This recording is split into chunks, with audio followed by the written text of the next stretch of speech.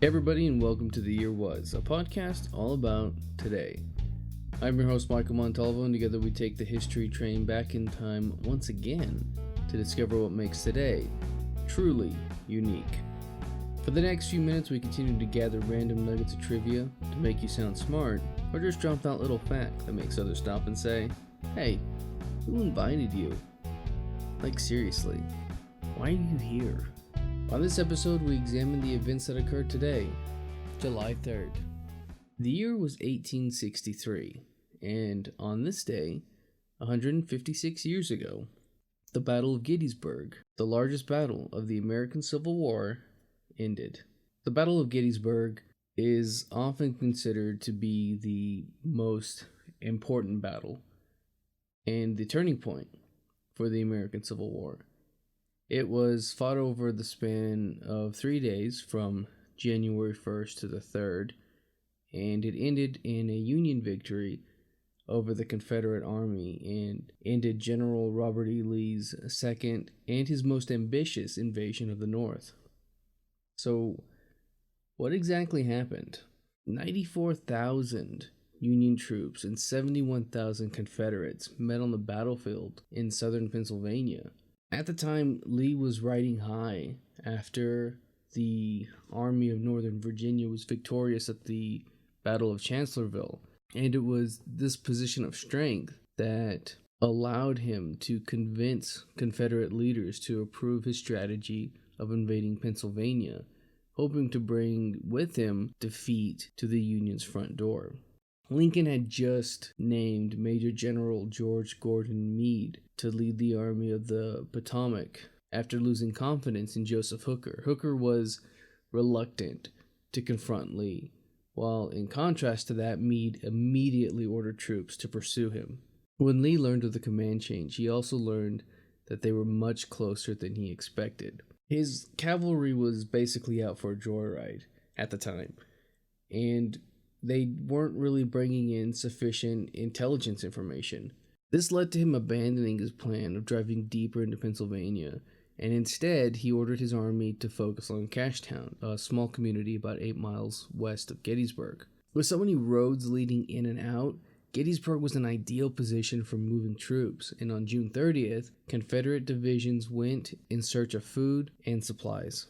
The Army of the Potomac's cavalry was scouting ahead looking for intel on the Confederate position, and the Confederate scouts initially pulled back to Cashtown, but decided to return to Gettysburg on July 1st for the supplies that really they needed. The battle itself began as an accident. A skirmish between Union cavalry and the Confederate scouts quickly escalated into the deciding battle of the Civil War. The first shot of the battle is fired a little bit after 7 in the morning, wrote Jennifer Murray, a history professor at Oakland State University. Neither Meade nor Lee look to Gettysburg on a map and say, "We're going to fight there."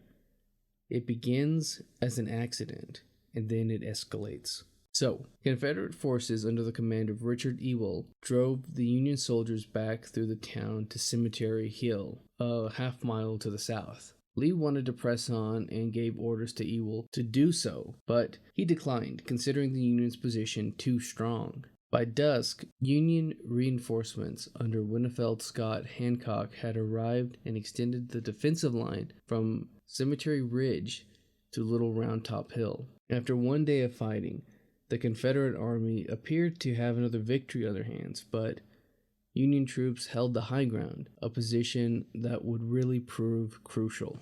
As Day 2 began, the Union Army had established positions from Culp's Hill to Cemetery Ridge. Lee wanted to attack the enemy where they stood, but was advised against it by his second-in-command, James Longstreet, who has been described as defensively minded.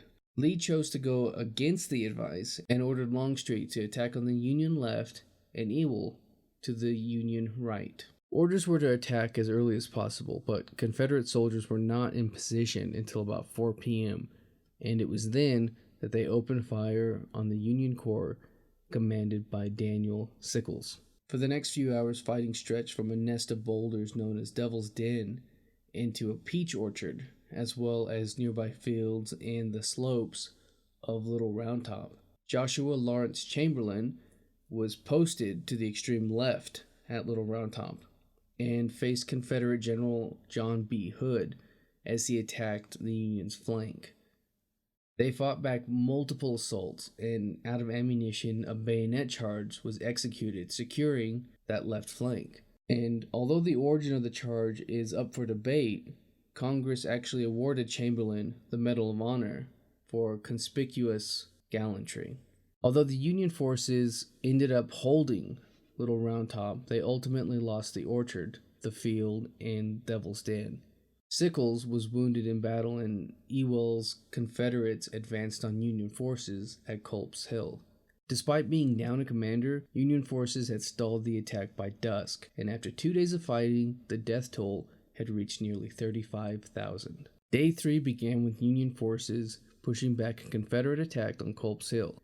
After a 7-hour firefight, they regained their strong defensive position. Believing himself to be on the brink of victory, Lee sent 3 divisions against the Union center on Cemetery Ridge. Less than 15,000 troops under George Pickett marched 3/4 of a mile across open fields to attack the dug-in Union infantry. Longstreet protested, but Lee was determined, and Pickett's charge commenced at 3 p.m. After being bombarded by Confederate guns, Union infantry opened fire from behind stone walls, while regiments hit the Confederate flanks. Pickett's division lost 2/3 of its men, and after survivors stumbled back to opening position, Lee and Longstreet scrambled to reform the defensive line after a failed assault. His dream of a victorious invasion ended.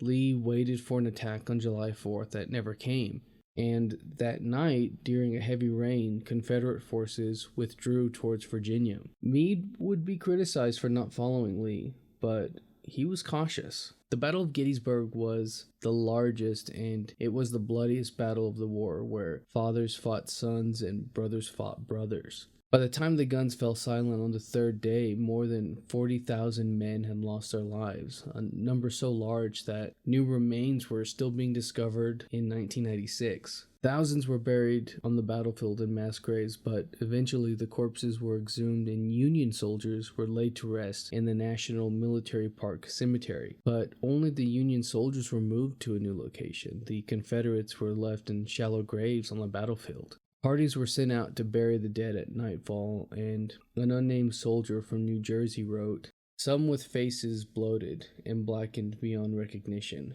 lay with glassy eyes staring up at the blazing summer sun, others with faces downward and clenched hands filled with grass or earth, which told of the agony of the last moments.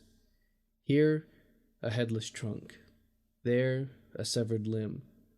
In all the grotesque positions that unbearable pain and intense suffering contorts the human form, they lay." Burial parties put the bodies in shallow graves and in trenches, Union and Confederate often buried together. Those who were found by their comrades were given proper burials in marked graves, and soon after the war, Pennsylvania Governor Andrew Gregg Curtin visited the battlefield and was appalled by the devastation. John Heiser of the Gettysburg National Military Park wrote, "Heavy rains had washed away the earth from many of the shallow graves. Grotesquely blackened hands, arms, and legs protruded from the earth like the devil's own planting, a harvest of death, while the stench of death hung heavy in the air." It was 4 months later, on November 19th, for the consecration of the cemetery, that Abraham Lincoln delivered his Gettysburg Address, where he praised the sacrifice of the soldiers. He called for Americans to pledge that these dead shall not have died in vain, that this nation under God shall have a new birth of freedom, and that government of the people, by the people, for the people, shall not perish from the earth. A decade later, Confederate soldiers were finally exhumed and reburied in Richmond, Virginia, Raleigh, North Carolina, Savannah, Georgia, and Charleston, North Carolina. In 1938, President Franklin Roosevelt dedicated the Eternal Light Peace Memorial, which was unveiled on this day by one Union and one Confederate veteran. All of them we honor, not asking under which flag they fought then. thankful that they stand together under one flag now. A year later, human remains were found in 1939, and then in 1996, a tourist found the remains of a man determined to be about 5'9" and in his early 20s. The unknown man was given a military burial in Gettysburg National Military Park Cemetery in 1997. You know, there's a lot that you can really dig into, and like our World War II episode on D-Day, this barely scratched the surface of everything that happened at the Battle of Gettysburg. The American Civil War is just a huge topic, but I think that's going to do it for us today. If you're watching this on YouTube, you can find an audio version on iTunes, Podbean, Spotify, Google Play, pretty much anywhere you get your podcast. Links in the description. If you like the podcast and want to hear more, give us a rate and a review. That helps me out and lets me know what direction to keep this going in. And hey, if you liked it, share it with a friend. They might like it too. You can find me on social media and at YouTube at the Apple Cider Club. And as always, I want to thank the Tim Kreitz Band for our musical theme, and to thank you for listening. We'll see you next time.